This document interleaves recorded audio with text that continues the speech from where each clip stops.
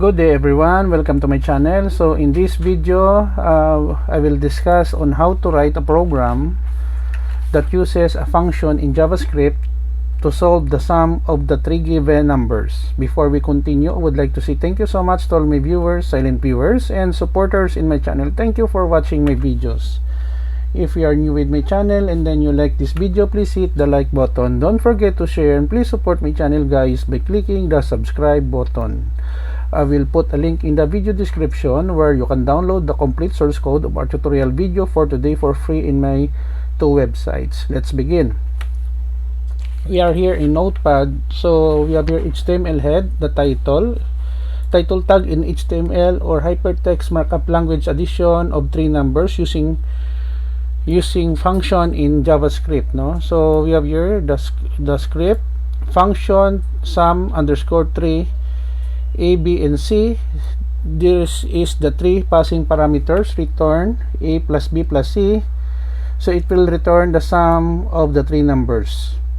Close the function. So var result equals calling the function sum underscore 3, the name of the function. 1, 2, and 3. The title of our program, header 2, addition of three numbers using function in JavaScript. The total sum.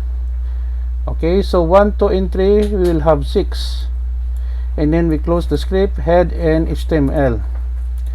Let us go to our online compiler. I'm using GSDO online JavaScript compiler. Let us click the run code button. So the output, addition of three numbers using function in JavaScript. The total sum is 6. When I change the value here, let's say we have 5,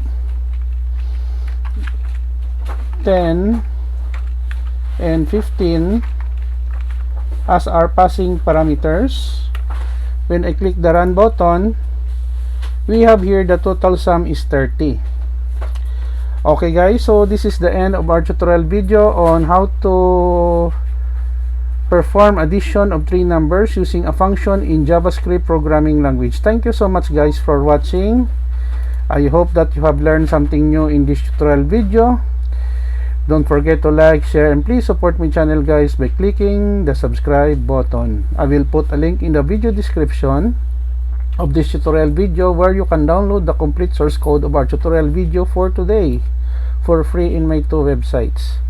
See you in the next video tutorial guys. This is your friend Jake saying bye bye for now.